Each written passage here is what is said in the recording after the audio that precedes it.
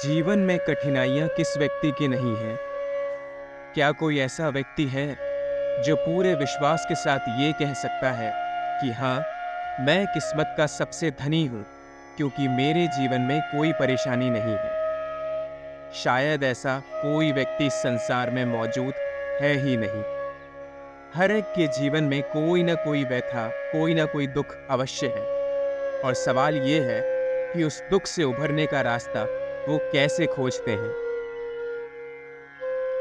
दुख इंसान के कर्मों का ही परिणाम होता है।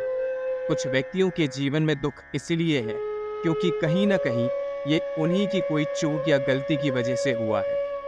परंतु कुछ अच्छे लोग भी हैं जिनके जीवन से दुखों का पीड़ा छूट ही नहीं रहा है। कभी ये सवाल मन में आया है कि अच्छा इंसान होने के बावजूद जिंदगी इतनी कठिन क्यों है? क्या आप एक ऐसे व्यक्ति हैं जो लोगों के साथ सदैव अच्छा करते हैं, परंतु आपका जीवन कठिनाइयों से घिरा हुआ है? हर तरफ दुख ही दुख और परेशानी ही परेशानी है। क्या ये सच है कि अच्छा होना बेकार है और दुखी लोगों को हमेशा और भी ज्यादा दुख भोगना पड़ता है? जो लोग दूसरों के साथ दुर्व्यवहार करते हैं, क्या वो लोग सुखी हैं? इन सब बातों का ख्याल आपके मन में अवश्य आता ही है और ऐसा लगता भी होगा कि सारी अच्छाई छोड़ दी जाए और बुरा इंसान ही बना जाए, क्योंकि बुरे लोग ही चैन और सुख से अपना जीवन व्यतीत कर रहे हैं। परंतु आप ध्यान लगाकर देखेंगे तो ऐसा बिल्कुल नहीं है, क्योंकि अच्छे लोगों की परेशानी ईश्वर की परीक्षा है। ये जरूर है कि अच्छे लोगों के साथ मुश्किलें बहुत आती हैं। हर तरफ से उनके जीवन में कोई न कोई मानसिक तनाव रहता ही है, लेकिन ये मुश्किलें उन्हें कमजोर बनाने के लिए नहीं आती, बल्कि और मजबूत बनाने के लिए आती हैं। सोना तपाने पर ही कुंदन बनता है। इसी तरह मुश्किलें अच्छे लोगों को और निखारती हैं। यदि आप एक ऐसे व्यक्ति हैं जिसके साथ हमेशा कोई ना कोई परेशानी खड़ी रहती है, तो समझ लीजिए कि ईश्वर आपकी परीक्षा ले रहा है। कर्म का चक्र है और यही सत्य है।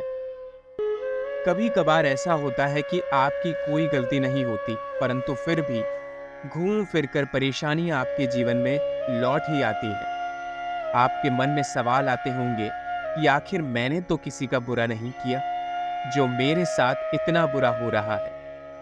परंतु आप ये ध्यान रखिए कि जरूरी नहीं कि जब आप किसी के साथ बुरा करें या किसी को परेशानी का सहारा दें तभी आपके साथ बुरा हो। शास्त्रों में बताया गया है कि हर जन्म पिछले जन्म के कर्मों का फल होता है। हो सकता है कि पिछले जन्म में किया गया कोई कर्म इस जन्म में आपको परेशानी दे रहा हो। इसीलिए ईश्वर कहते हैं कि सदैव अच्छे कर्म कीजिए। कर्मों का फल तुरंत नहीं मिलता, उसके लिए समय लगता है। और आप जब भी किसी परेशानी को भोगते हैं तो हो सकता है कि वो आपके पिछले जन्मों के कर्मों का कोई ना कोई फल है। इसीलिए अच्छे बनकर समाज की सेवा करना आपके कर्मा को सुधार सकता है और आपको प्रायश्चित का एक मौका दे सकता है। हमेशा याद रखिए कि ईश्वर कभी भी हमें अकेला नहीं छोड़ता। वो हमें ऐसी परिस्थितियों में डालता है जहां हमारी अच्छाई परखी जाती है। अगर आप मुश्किल में भी दूसरों की मदद करते हैं, दूसरों का दुख दूर करते हैं, तो वही असली अच्छाई है और ऐसे में आपकी परीक्षा पूरी हो जाती है और आप उसमें उत्तीर्ण हो जाते हैं।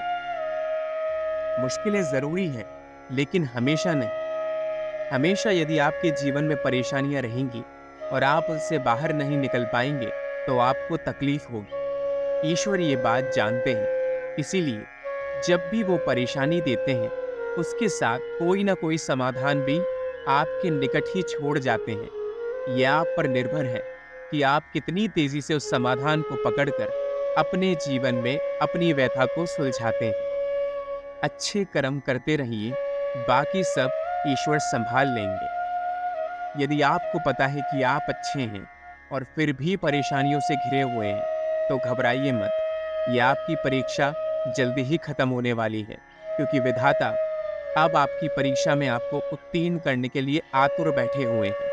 उन पर भरोसा रखिए और हिम्मत मत हारिए। याद रखिए कि अच्छा होना ही असली धर्म है। ईश्वर की परीक्षाओं को पार करिए, अच्छे कर्म करिए और देखिए कि जिंदगी कैसे खुशियों से भर जाती है। गोविंद सदैव आपके साथ हैं, ये विश्वास बनाए रखिए।